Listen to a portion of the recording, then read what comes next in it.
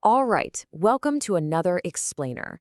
Today, I'm fully putting on my industry recruiter hat because we need to talk about an absolute hidden gem in the engineering world. We constantly hear about computer science or mechanical engineering, but there is this massive, multi-billion-dollar sector that is literally quietly waiting for skilled talent. I'm talking about a B.Tech in food technology. As someone who recruits for a living, I'm always on the hunt for professionals who can essentially bridge the gap between really complex engineering and, well, the stuff that actually ends up on our dinner plates. The demand for safe, sustainable, and innovative food right now is absolutely skyrocketing. I mean, think about it. We're dealing with an expanding middle class, super rapid urbanization, and this massive, massive shift towards packaged, health-conscious foods. And actually, let me be clear, this isn't just about cooking. It's about heavy-duty processing, preservation, and cutting-edge packaging. The industry is urgently, and I mean desperately, searching for engineers to solve some incredibly critical public health and sustainability challenges. Now, you might be wondering if this is a financially viable path. Just listen to this number, 2.5 crores. Yeah, you heard that right. That is the staggering maximum placement package we have seen from top institutions like Lovely Professional University in this exact field. And even the average starting packages at premier institutes, places like IIT Kharagpur, hover well over 21 lakhs per annum. There is serious wealth-building potential in this branch, if you know exactly how to navigate it. Okay, let's dive into this. Here's our roadmap for today. We are going to look at the booming industry, peek inside the actual syllabus, compare food tech with biotech, map out private versus public career paths, and finally, we'll cover the exact salaries and certifications that'll make your resume practically irresistible. Let's start right off with Section 1, the booming food tech industry. We are witnessing a fundamental global shift toward advanced, technology-driven food manufacturing. And honestly, this is exactly where the money and the jobs are flowing right now. We aren't just looking for your traditional production line managers anymore. We need experts in sustainable, eco-friendly packaging to tackle the plastic waste crisis. We're recruiting incredibly heavily for emerging fields. Think plant-based alternative proteins and nutraceuticals. And roles in research and development, as well as quality assurance, are expanding massively just because companies have to comply with incredibly strict global safety standards. It really is a future-proofed career path. Moving right along to Section 2, inside the B.Tech syllabus. If you're a high schooler or maybe a first-year student, you're probably wondering what you're actually going to be studying. Well, let's see how this builds. Your first year is your basic science foundation. Standard stuff. But boom, by your second year, you dive straight into food microbiology and unit operations. In the third year, the curriculum gets heavily industrial with dairy plant engineering and hazard analysis. And finally, by your fourth year, the focus shifts entirely to packaging technology and those all-important practical internships. From a recruiter's perspective, this structure is exactly what I want to see, a perfect evolution from core science right into heavy, practical industrial application. All right, Section 3, food tech versus biotechnology. I constantly get asked at crossroads like this, hey, should I do food tech or biotech? And this brilliantly illustrates the difference. Food technology is incredibly tangible. It is very product-driven.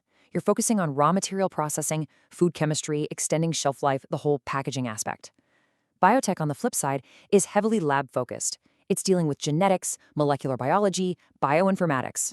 So look, if you want to work on DNA and molecular research, absolutely go biotech. But if you want to engineer the production, safety, and packaging of a physical product that literally millions of people consume every single day, food tech is for sure your lane.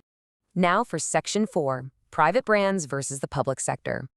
Once you graduate, you really have two distinct, highly rewarding career pathways. In the private, fast-moving consumer goods sector, FMCG, you'll find global giants. We're talking Nestlé, ITC, Britannia.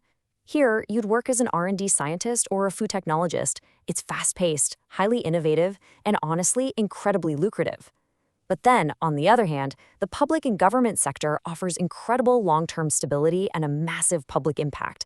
You could be working for regulatory bodies like the FSSAI or the Bureau of Indian Standards as a food safety officer. They're both absolutely phenomenal choices. It really just boils down to whether you personally thrive more in corporate innovation or in public health regulation. Okay, Section 5, salaries and top recruiters. I know, this is the part you've all been waiting for. So the crucial point here is your career progression. At the entry level, say 0 to 2 years out, working as a quality control officer or trainee, you're looking at roughly 3.5 to 7 lakhs per annum. Not bad to start. But watch how fast it scales. With just 3 to 7 years of experience under your belt, mid-level roles like production manager or R&D executive bump you right up to that 7 to 10 lakhs range.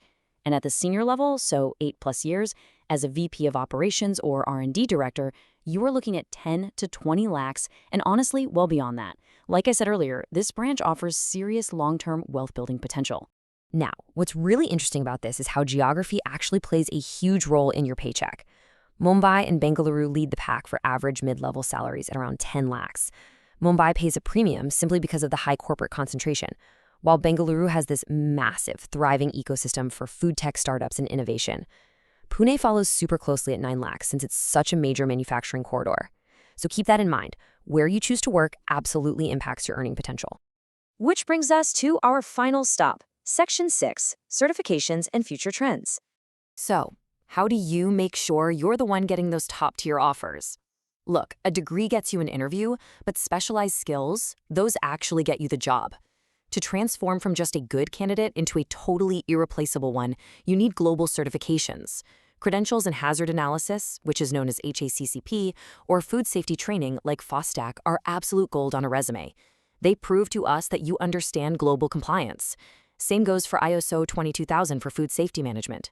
Furthermore, as recruiters, we are desperately looking for candidates who understand the integration of IoT, the Internet of Things. That means using smart sensors and real-time data on the factory floor. We need innovators in smart packaging. And hey, if you are aiming for multinational corporations or wanting overseas job opportunities, getting an international food tech degree gives you a massive, massive competitive advantage. To see exactly what I mean in action, check out this real student profile from NIFTEM. Senthamurthy hasn't just studied traditional food science, no. His skill set includes C and C+ programming right alongside product development. This is exactly the kind of thing I'm talking about. Blending traditional food science with modern technical and programming skills is exactly how you win those top recruiter offers. When my team sees a resume that combines engineering logic with something like sensory analysis, I guarantee you that goes straight to the very top of the pile. So we've covered the booming demand, the exact syllabus progression, the highly lucrative salary scales, and the insider secrets to actually getting hired. This is a field where you can truly, genuinely make an impact on global health and sustainability, all while building an incredibly rewarding career for yourself. So I'll leave you with this final thought. With the global food industry transforming faster today than ever before, are you ready to engineer the future of what we eat?